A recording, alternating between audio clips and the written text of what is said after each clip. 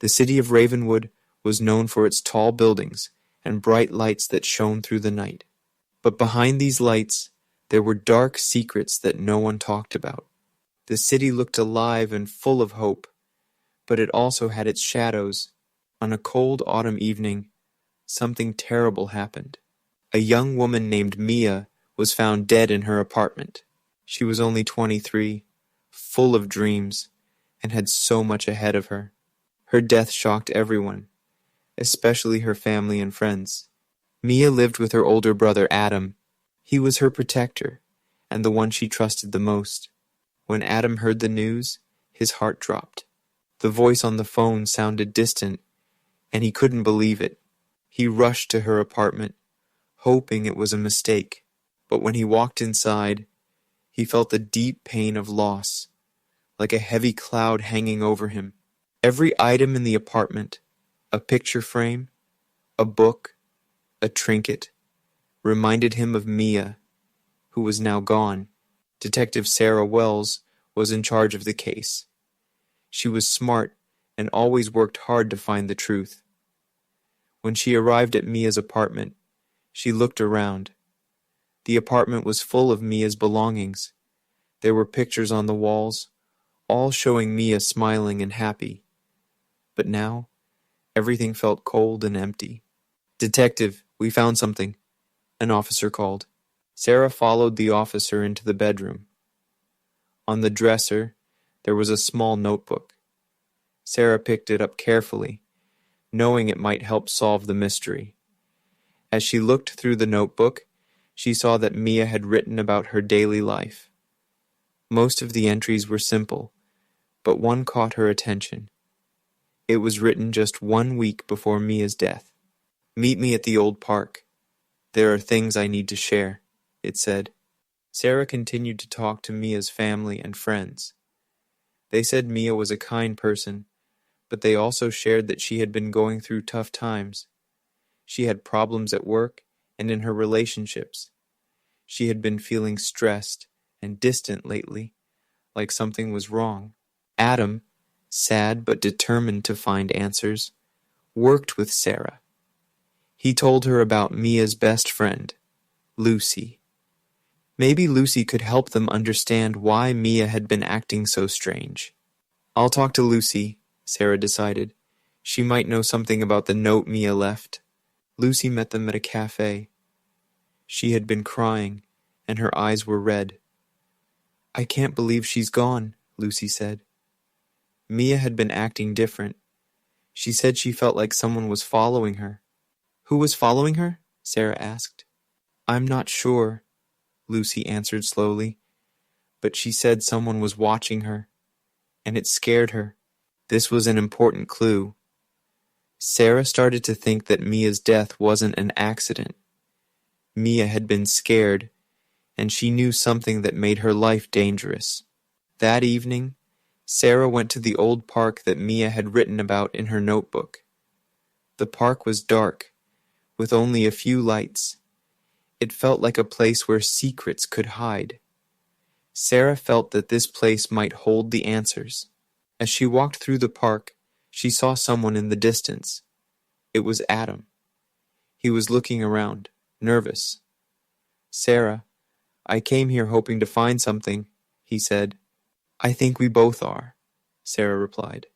Lucy said Mia was scared. Maybe she was coming here to meet someone. Suddenly, they heard a noise. Sarah and Adam looked at each other, worried. "Who's there?"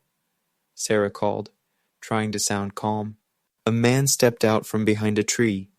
He looked rough, with messy hair. "What are you doing here?" he asked. "I could ask you the same thing," Sarah said. "Do you know Mia? Did you see her?" The man looked around nervously. "I saw her a few times. She was scared," he said. "Scared of what?" Adam asked. "Of the money. She owed some dangerous people," the man said, his voice shaking. "I warned her to be careful, but—" Sarah's heart raced. This was the key to the mystery. "Who are these people?"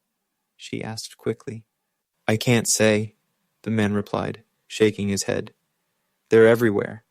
If they find out I talked to you." Before he could finish, there was a loud crash. Sarah grabbed Adam's arm, pulling him behind a tree for cover. They ran, trying to hide. The man ran away, leaving Sarah and Adam behind. "What should we do now?" Adam asked, out of breath. "I need to find out who these people are," Sarah said. "Mia's death is connected to them, and I won't rest until we find out who they are." Days passed, and Sarah followed the clues. She found a group of people who were giving out illegal loans to young people. Mia must have borrowed money, and when she couldn't pay it back, things went wrong. The people she owed money to were very powerful and dangerous. Sarah set up a meeting with the leaders of this group. She wanted to confront them, and Adam was with her for support. The city of Ravenwood had a darker side, one that Sarah had never seen before. Her heart raced with fear, but she knew she had to be brave. The night of the meeting was tense. The gang leaders were mean and didn't care about anyone, but Sarah wasn't scared. She had seen how their greed had hurt people, and she was determined to stop them. During the meeting, the gang leaders started to crack. They admitted that they were responsible for Mia's death. With the proof Sarah gathered, the gang was caught, and they couldn't hurt anyone else. The city of Ravenwood could finally feel safe again, but Adam still felt the pain of losing his sister. On the night before the trial, Adam went to Mia's memorial. He lit a candle and whispered, "I will never forget you. You didn't deserve this." As the candle flickered in the dark, Sarah walked up beside him. They stood together in silence. The city around them seemed to fade away. They knew that for every life lost, there was always a fight for the truth. Even in the darkest times, hope would always shine through. Sarah knew that the fight wasn't over yet. There were more secrets to uncover, but with Mia's memory guiding them, they would face whatever came next, together. Chapter 2. Ravenwood was a city full of secrets. Its tall buildings and bright lights hid a much darker world. Behind the shine, there were whispers, and shadows lingered in places where the light couldn't reach. Mia's death had shocked everyone, but for Detective Sarah Wells, it was just the start of a much bigger mystery. After Mia's body was found, Sarah spent days going through interviews, police reports, and paperwork. But none of it seemed to help her find the truth. The case felt heavy on Sarah. As an experienced detective, she had dealt with many tragic cases, but something about Mia's case didn't feel right. It was almost too perfect too neatly packaged into a sad story. In her quiet office, Sarah went through her notes again and again. She kept thinking about Mia's best friend, Lucy. There was something in the way Lucy avoided Sarah's eyes when talking about Mia being afraid of someone following her. Lucy was hiding something. Sarah could feel it. Meanwhile, Adam, Mia's brother, was struggling with his own emotions. As he searched through his sister's life, he found secrets that Mia had kept from him. She had hidden her problems, and Adam felt like he had failed her. He had always promised to protect her, but now it seemed too late.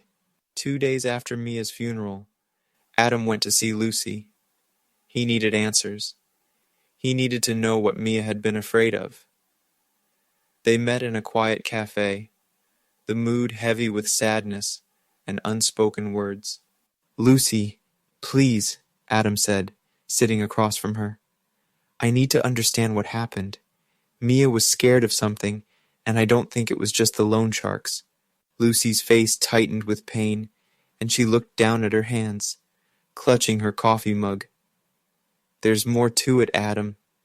Mia was in too deep," she whispered, barely making a sound. "What do you mean? In too deep with who?" Adam asked, his heart racing. Lucy's eyes filled with tears. There were people, Adam, not just the loan sharks. There were other people, dangerous people, and Mia knew something about them, something that could ruin them. Adam leaned forward, desperate for more. Who were these people? I don't know who they were, Lucy replied, her voice shaking. But Mia was terrified of them. She said they were watching her, that they knew everything about her, and they wouldn't let her go. I think she knew too much. Adam felt sick to his stomach. Why didn't you tell me?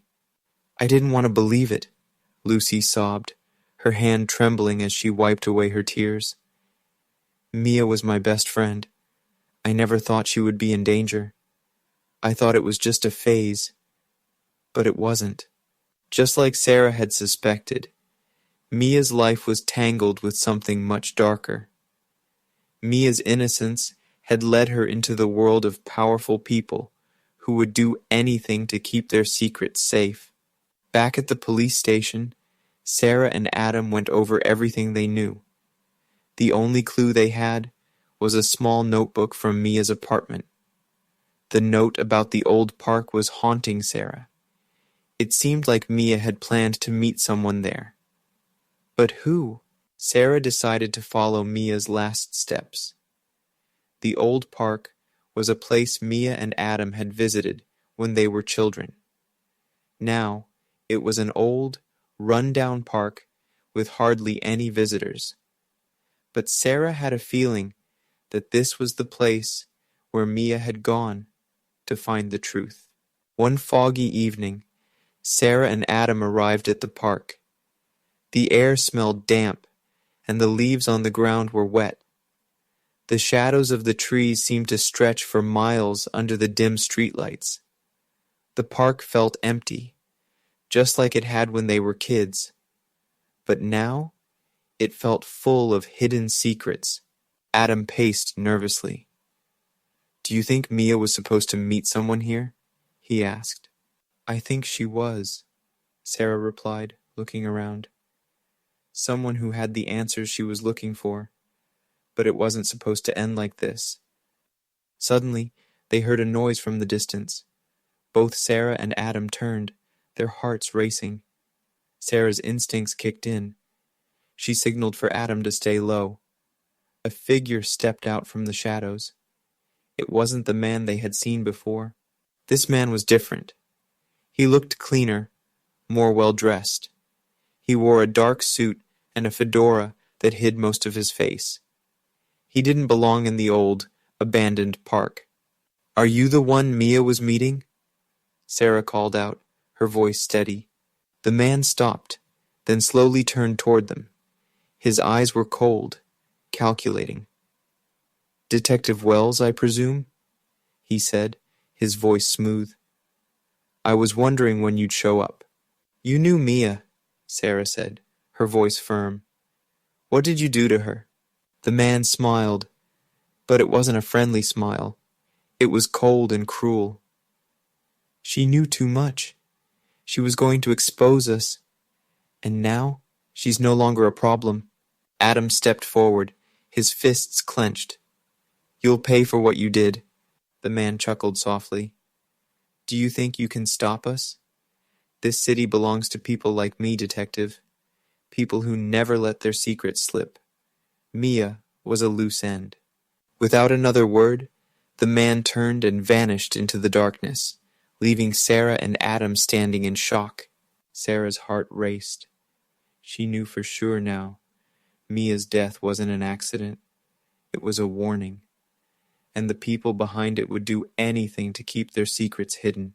We have to stop this, Sarah said, her voice low but determined. We have to do it before anyone else gets hurt.